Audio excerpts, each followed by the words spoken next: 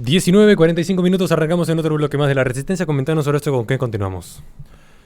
Hoy me parece que es prudente, preciso y oportuno poder compartir un pequeñísimo pensamiento en torno a lo que es la lujuria, pero ya desde un punto de vista social. Insisto y aclaro, como lo he dicho en tantas ocasiones, que es muy fácil en este mundo posmoderno, plagado de mediocres, que cuando alguien escucha algo que simplemente no le agrada, lo más común es querer refugiarse en el agravio y el insulto a la persona. Si algo de lo que yo he dicho o vaya a decir a alguien le parece inadecuado, yo lo invito a que comente, pero eso sí, con datos alusivos a la realidad y sin entrar en ataques personales. Confío con que las personas puedan llegar algún día a discernir y separar lo que es privado de lo público, esencia primordial para el conservador. Y así pues es que justamente, si bien el conservador posee una base moral de lo que debería ser la vida de la persona, lo cierto es que entiende que cada uno tiene sus cruces, sus caídas, su propia naturaleza endeble. Sin embargo, se preocupa cuando dichos vicios ya acaecen dentro de lo que es la vida comunitaria, particularmente cuando se enquista en la sociedad. Para esto es preciso considerar lo siguiente. Las mujeres han sido las principales beneficiarias de deshacerse de las viejas nociones hipócritas del sexo. ¿Quién dijo esto? Bueno, justamente lo dijo el pornógrafo Hugh Hefner, quien agregó a su vez en aquella vieja entrevista: uno de los subproductos no intencionales del movimiento de la mujer es la asociación del impulso erótico con el deseo de lastimar a alguien. Para decirlo en forma más precisa, una consecuencia involuntaria, pero completamente predecible de la revolución sexual que encabezó Hefner en su época, fue que dolió exponencialmente más de lo que aparentemente ayudó. Es decir, se está reconociendo que la gran revolución sexual en materia de pornografía generó más daño que bien realizado a la comunidad.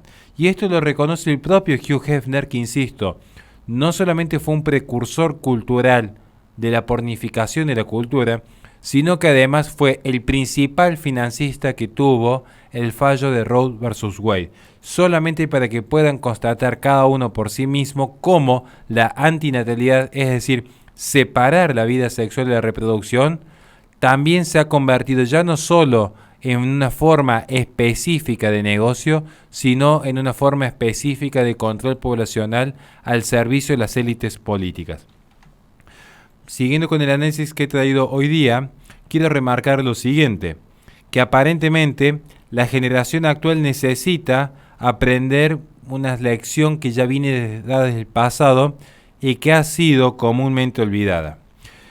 Para esto tomo a la cantante de pop Billie Eilish, quien recientemente admitió que la pornografía es una desgracia que realmente destruyó su cerebro. Eilish divulgó que comenzó a ver pornografía cuando ya tenía 11 años, algo que de manera alarmante mostraba que había un indicio a otro tipo de conductas aún más graves todavía en dicha vida. También describió cómo la pornografía violenta y abusiva normalizó los comportamientos en sus primeros encuentros íntimos ya a corta edad. Es esta cantante que muestra que la pornografía tiene una suerte de prisión más concreta que liberación más abstracta. A veces se cree que la libertad disfrazada de la lujuria ha liberado tanto al hombre como a la mujer.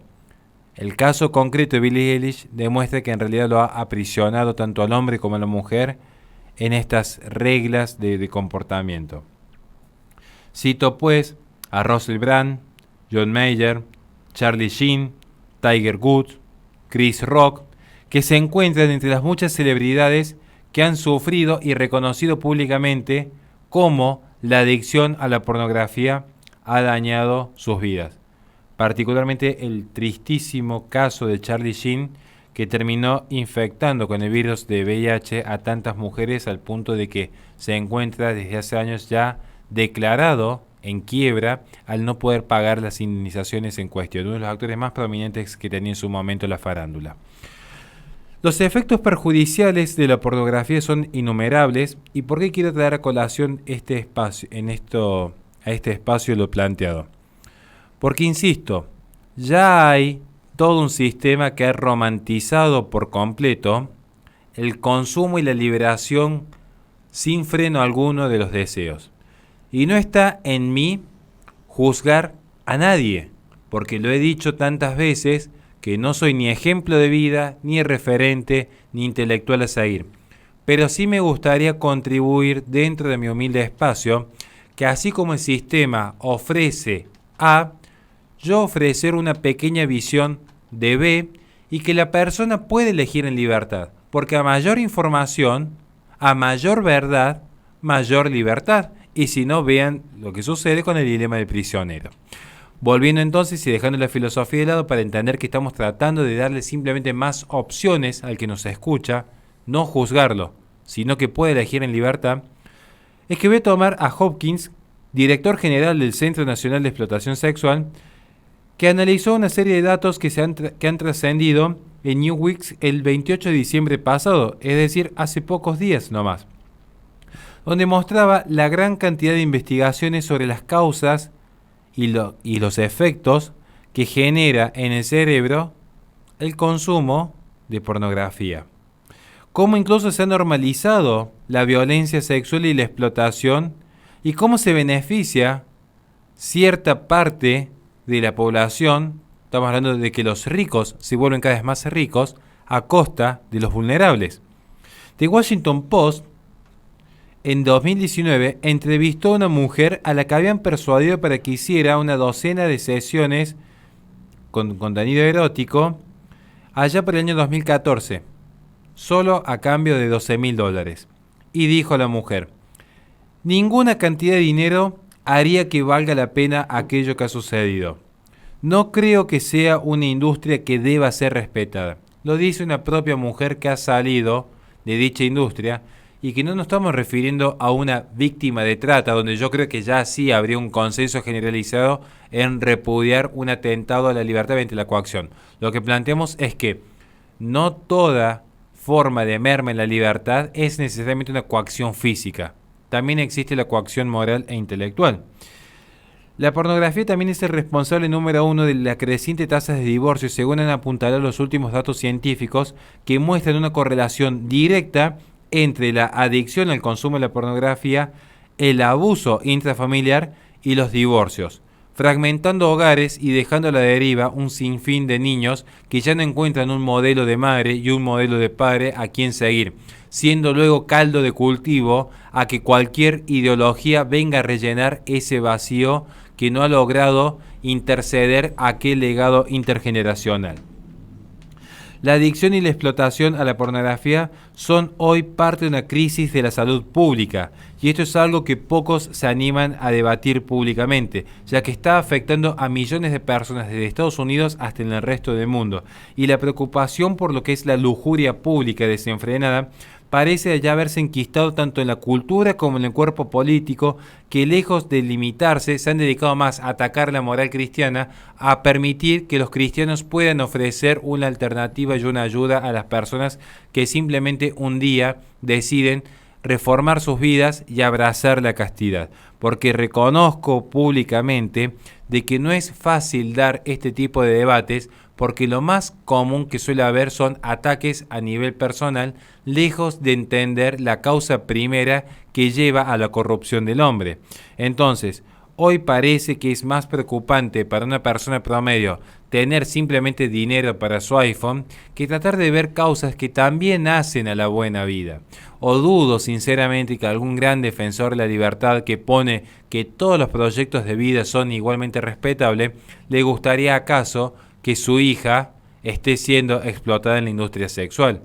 Dudo que una persona racional sintiese el mismo orgullo que puede sentir un padre normal al ver que su hija ya ha dibujado su primer casita, que ha sacado su primer excelente en el primario, o que simplemente ha logrado ser titular en un equipo deportivo, logren mostrar el mismo orgullo cuando venga su hija y diga: estoy dentro de la industria pornográfica satisfaciendo por 2 monedas a una caterva de indecorosos e indecentes que usan mi cuerpo como un simple espacio de... No puedo usar la palabra específica por lo que es YouTube, pero me remito a la prudencia del espectador. Cito, ya para no extender tanto el debate en cuestión, que Arquitas, el tarentino, un filósofo y estadista de la antigua Grecia, contemporáneo de Platón, advirtió lo siguiente: la mayor maldición, la plaga más pesada que sufrió el hombre por la naturaleza es el placer sexual, especialmente cuando los fuertes deseos desordenados se levantan y ponen en movimiento para obtener aquello. Cuando la lujuria es desenfrenada, observó Arquitas, los hombres traicionaron a su país. Por esto los estados y gobiernos se han hundido en la ruina. Por esto se han mantenido traidoras correspondencias con enemigos públicos. En otras palabras, la lujuria lleva a las personas a olvidar sus deberes para con sus vecinos y conciudadanos y en cambio se dejan consumir por los deseos de la carne, algo que dicho sea de paso ya advierte San Pablo en sus cartas. Cuando están subestimados los deseos de la lujuria, la capacidad de la virtud de la humanidad se reduce. Donde prevalece la lujuria, y esto lo plantea Arquitas, la templanza no puede tener lugar, ni bajo el dominio del placer, ni tampoco subsistir con la virtud. Es por eso que los antiguos veían la lujuria como un vicio, un comportamiento que se habitúa cada vez más en el individuo y socava la capacidad de esa persona para ejercer buenos comportamientos en virtudes, junto a la templanza, la prudencia, la fortaleza y la justicia, las 4 virtudes cardinales de todo cristiano. Las virtudes y los vicios son, a grandes rasgos, algo muy similar a un músculo. Cuanto más se ejercita, más crece, más se fortalece. Y la lujuria es de los peores vicios según la propia filosofía griega, para no tener que citar a los grandes doctores de la Iglesia. Cicerón, para que lo puedan observar cuando se cite el ejemplo de Lucius, donde se toma como una encarnación en comportamiento ciego, remarca que actuaba como cónsul y comandaba el ejército de la Galia. Lucius justamente accedió a ejecutar a un hombre simplemente para complacer a su amante. Reflexionando sobre esto, Cicerón cita que el trágico griego Sófocles, quien se refirió a la lujuria como una tiranía, engendró una adicción en este tema. En resumen, y esto lo escribe Cicerón, no hay travesuras tan horribles ni villanía tan exacerbable que la lujuria no induciría a perpetuar. Por supuesto, los antiguos hebreos también entendieron el poder de la lujuria como una forma de ruina en la sociedad. Y lo quiero remarcar porque insisto que cuando estamos discutiendo estos temas va más allá de la decisión individual que tenga una persona. Estamos hablando de que a veces, y no pocas veces, la decisión personal de uno tiene consecuencias en el otro. Retomo pues. Para los antiguos hebreos, la lujuria tenía el poder de arruinar una sociedad y un gobierno entero, por más virtuoso que tratase de ser este. Ya sé que uno crea o no en la veracidad del Antiguo Testamento, la historia del rey David y Betsabé, creo que es un buen punto a remarcar. Creo que cada uno conoce cómo David espía a la hermosa y casada Betsabé mientras ésta se bañaba, y esto implicó, en parte, la ruina de su reinado. Tampoco podemos desconocer las consecuencias de la indulgencia sexual. No es un problema exclusivamente del antiguo occidente. Ya en la filosofía china, con Confucio en el siglo VI, se lanzó condenas similares en contra de la lujuria. Que no haya depravación en vuestros pensamientos es lo que enseñaba a los anacletas. Esto es importante porque estoy tomando elementos de la cultura griega, de la cultura hebrea y de la cultura oriental para demostrar la importancia que es no romantizar el consumo exacerbado, no virtuoso, imprudente, de una industria que se abastece esencialmente de la explotación de mujeres y también de hombres. Más cuando vemos que no pocas veces menores de edad ingresan a esta industria, ya sea para la producción o ya sea simplemente para el consumo. A veces, mucha gente, entre comillas de derecha, se horroriza porque ven a un drag queen predicando sermones bíblicos en una iglesia evangélica, o a veces se horrorizan por lo que es la corrupción de la iglesia por ciertos espacios de la curia, que tampoco hemos de desconocer y que también se ha denunciado prudentemente aquí. Pero si la derecha tiene un compromiso genuino por proteger la familia y la infancia, sería bueno que también pongan el ojo en los datos arrojados en forma concreta y empírica respecto a lo que es la explotación de menores en dicha industria en plataformas oficiales, y que a su vez, más allá de esa vida arruinada por la pornografía, tanto en niños como en adultos, ver las consecuencias que genera una sociedad totalmente acaecida en el hedonismo, en la búsqueda del placer como fin último, en creer que la libertad es un fin y no un medio, porque las ideas tienen consecuencias, y las veces que la sociedad tomó la libertad como un fin y no como un medio para un bien mayor, esa sociedad eclosionó, terminó cayendo en las vorágines más cruentas de violencia. Hoy quiero rescatar el siguiente punto, que la prostitución para muchos es la profesión más antigua del mundo, y en ese sentido la pornografía no es más que una forma específica de prostitución, pero no obstante, se debe tener cuidado porque las costumbres y las leyes que hacen que la pornografía sea más fácil de consumir es más dada en el siglo XXI que en cualquier otro milenio de la humanidad. Hoy vivimos en una sociedad totalmente pornificada. Hoy vivimos en una sociedad, y lo tomo de la agonía de Eros de Byung-Chul Han, donde se ha reemplazado la relación con el otro por el mero egoísmo de la propia satisfacción. Ya no hay un encuentro con el otro. Lo que hay es simplemente un objeto de consumo. Y si uno realmente quiere reivindicar el valor intrínseco que tiene la persona, hay que dejarla de tomar como un mero objeto de consumo y entender que es una persona, que es una hija, que es una hermana, que es una amiga, que puede estar del otro lado y que no siempre ha elegido en forma tan libre formar parte de dicha industria. Y uno dirá, no ha sido explotada en contra de su voluntad. Y yo preguntaría, ¿cuál acto de la humanidad hay que sea 100% libre? Cuando los condicionamientos ya existen desde la propia educación, el simple hecho que uno ya aprenda a los 5 años a hablar un idioma y no otro, es clara muestra de que uno termina haciendo lo que conoce. Y uno no puede amar lo que no se conoce. La función que ha tenido este pequeño video es simplemente que la persona tenga otra perspectiva de la realidad. Es solamente ofrecerle más opciones para que usted, que me está escuchando a otro lado, tenga más libertad a partir de mañana. Y usted puede elegir, que aquí nadie lo va a juzgar y aquí nadie le va a poner un arma para obligarlo a hacer tal o cual cosa. Pero sí se lo va a invitar que en forma libre y voluntaria usted pueda reflexionar al respecto.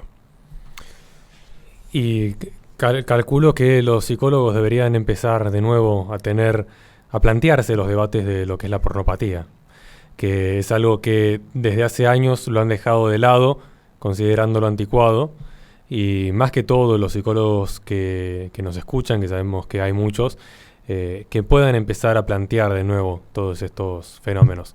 Le recordamos a la gente que este programa se transmite por twitch.tv/resistencia, posteriormente sube al canal de YouTube de La Resistencia Radio, donde en la descripción de los videos tienen nuestras redes sociales para que se comuniquen con nosotros en caso de que quieran colaborar con este espacio. Vamos a un corte y enseguida volvemos con más Resistencia.